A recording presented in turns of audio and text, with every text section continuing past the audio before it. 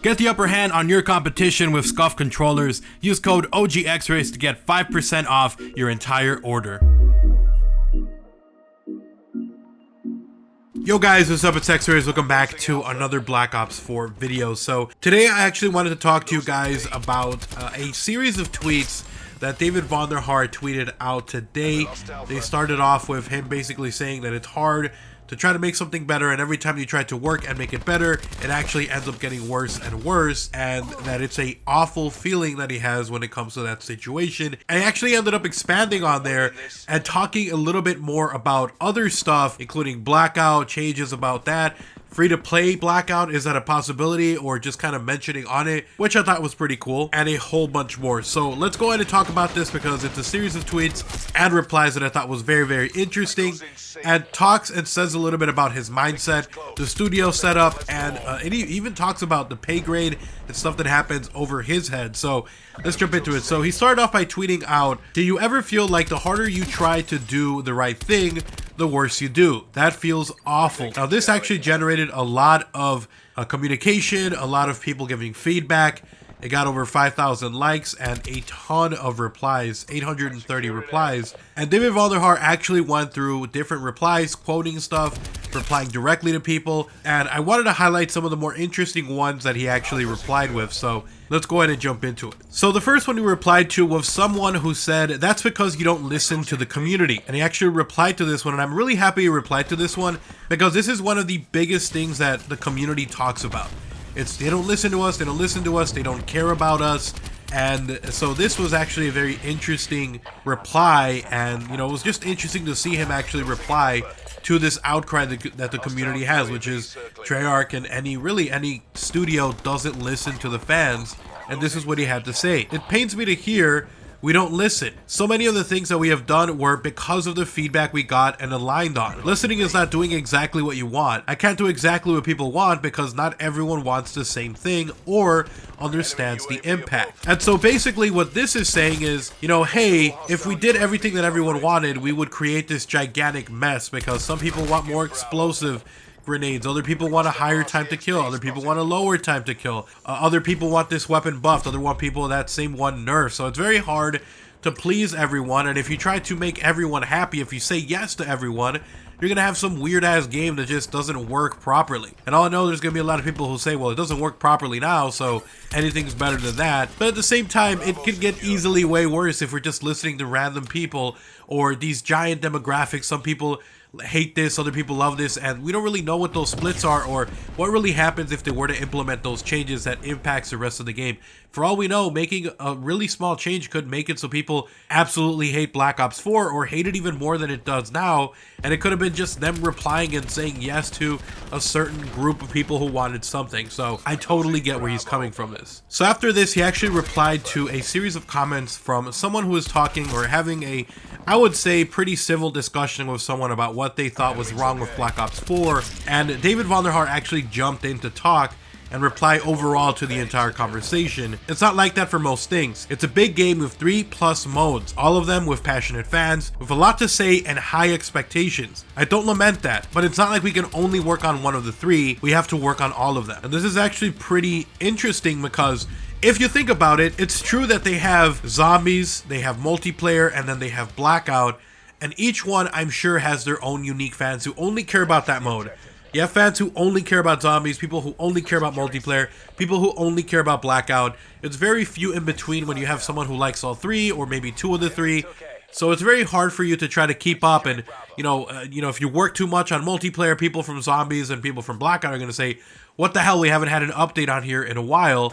And it's one studio trying to work on three pretty big different pillars of the game. And so it's kind of hard because if you focus on one thing, the other two suffer. If you focus on all three, it slows down the progress of all three because you're trying to balance it out. So you have like this period of time where it feels like nothing's going on in everything, and it's because they're working on content for everything. So it is true that it's very hard for them to want to focus on one thing or, you know, be able to provide a ton of stuff for everything. So it's very hard in my opinion, and I think David Vonderhaar is trying to say that, you know what, it's hard to try to make everyone happy and to work on everything when we have three gigantic, very complicated things to work on. And, you know, like he said, it doesn't lament it. This is something that they did because they love the community, and they brought all these 3 things that are all individually doing awesome, and at the same time all individually have a lot of drawbacks and a lot of things that need work. So it's a very tough situation to be in. So the next reply he had was for someone who was saying that it was complete BS what he was saying, and I'll read exactly what he said. This was from Daniel Boylan, and he says, "What a BS reply.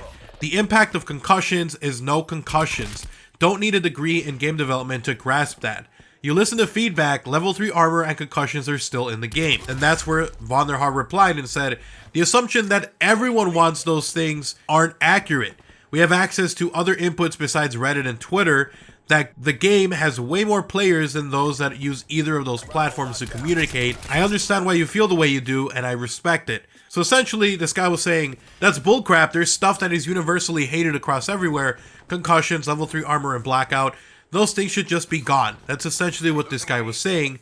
And then Vonderhaar is like, I get it. People on Reddit, people on Twitter, everyone wants this removed, essentially. Pretty much the giant majority of it.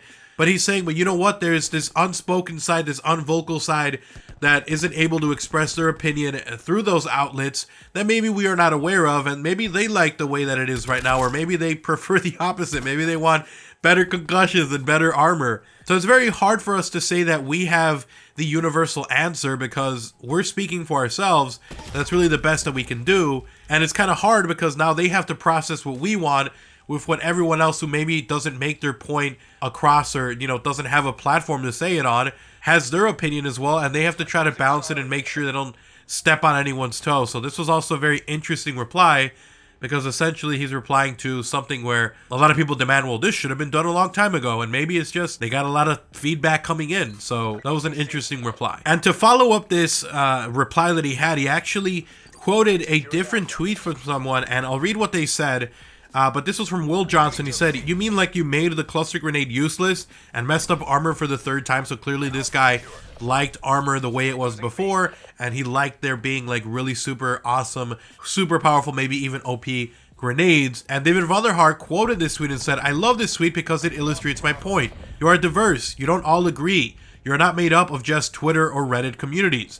You are beautiful, you are complicated, you are right, you are wrong." So, like he said, for every one of us that thinks that the nerf to the concussions and the nerf to the armor and the nerf to the grenades and, you know, all that stuff was good, to someone else, they probably hate that change. And so it's very hard to have that balance between making something nerfed enough and still be good enough for those people who like it being OP, and for the people who think it should just not be in the game. So it's a very difficult and tough spot to be in. He then followed up to that one as well, saying, "I have dedicated my life to you, the players, the studio, franchise, and game. You can try, but you can't stop me from loving you." And so I just want to say that I'm really happy that at least David Vonderhaar is trying to take this in stride and, you know, trying to be professional about the whole situation and just do his best. And that's really the best that we can ask, is for someone to give it their best. The next one was from someone who said, "Hey, why don't you just give up? You're never going to make everyone happy, so why even try?" And Vonderhaar replied to that one saying, "You are right. You can't make everyone happy. The game is big and diverse. It's the impossible mission. You are wrong. If we stop trying, then we don't deserve the massive fan base that we have. Maybe it's naive, but I believe we have the fan base because we keep trying." So that was also a pretty good kind of tweet back saying, well, we have to try. Even if we mess something up, we can change it back. But if we don't try, then the community will give up on us, just like they would have given up on the community. So this is an interesting one, because here we finally got to the point where David Vonderhaar actually replied to someone who was saying, "Yo, you guys are messing up. You need to make Blackout free to play." So essentially what this person said by the name of Moose was, "Appreciate the work you put in to try and improve the game. And of course, not everyone is going to love what you do personally. I think you're all messing up by not making Blackout free to play. You got to keep it up with those other BRs, and please, Vondy, have a Blackout Pro League." Vonderhaar replied to that by saying, "I hear you. That kind of conversation and decision happens 3 to 10 levels above my pay grade. I make my recommendations when asked, but my job is the game design." And he's right. There's a lot of people who are like, Call of Duty and Treyarch just needs to go free to play. What are they doing? Why aren't they just free to play? And they start going after people from the studios who all they're being told is just make the game. The decisions of distribution, how the DLC is going to come along, basically anything that mentions money is up to the discretion of Activision. And if they say we're going to charge $120, then it's going to be $120. Or if they say it's free to play, then it's going to be free to play. And like David said, he can give his feedback and he can say, yo, I really think that we should do this.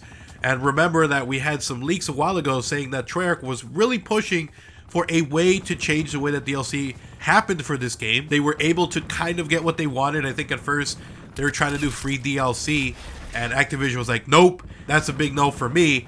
And so they ended up getting kind of like an in-between where they have all these free events that happen, you know, the different operations. But again, I feel like they really are trying, and they see what they feel would be the right step, but at the end of the day, it's not what they want, it's what Activision wants, and I think that it can be tough to be in that situation. Alright, so the final one I wanted to talk about was actually someone who replied by saying, there's just not enough content the way that it's coming, I feel ripped off because of the Black Ops Pass, and he actually replied to this as well, which I also thought was very interesting, and this is the final tweet, but the person who tweeted at him was Rosers2, and he said, the game itself is good, no hate on the front, lack of content updates since day one, pretty much nothing but bug fixes. And this dude is right. That first month and a half, maybe even 2 months, was literally just them fixing their game, which is actually kind of crazy. This is people buying the Black Ops Pass, pretty much scammed. Daily paywalled shop gets more updates than anything else, and I have to disagree with you, sir. Yes, at first it was like that, but now it's a repeat shop, okay? I'm sorry, I gotta disagree. And then the final one is, not my smartest purchase for a Call of Duty game, yikes. Pretty freaking savage. And that's when David Vonderhaar replied by saying, I hear you, Season 3 isn't far away. Season schedule more aggressive than 4 DLC drops like the last game we had. Stay tuned. So I'm excited for Season 3. Apparently new areas being added to Blackout as well from other stuff that he hinted a while ago. But Season 3 hopefully is pretty massive. And please, David Vonderhaar, if you're listening to this, please stagger the content. Don't just do it all in one drop. It sucks when that happens because you're stretched thin and then you experience everything kind of quickly and you don't really get to enjoy it because you're so busy trying to keep up with the zombies, the multiplayer, the Blackout changes. I'd say do one change a week, or do, you know, over the course of that week, just like you've done with some of these mini updates where you added the ability to get dark matter and diamond and zombies, and then like 2 days later they added the ability to get progressive stuff in Blackout. I feel like if they did that and staggered it a bit more, maybe 1 week do the new map, the next week do the other map, the third week do the zombies map, or maybe just drop that one in first for people who want to play zombies first.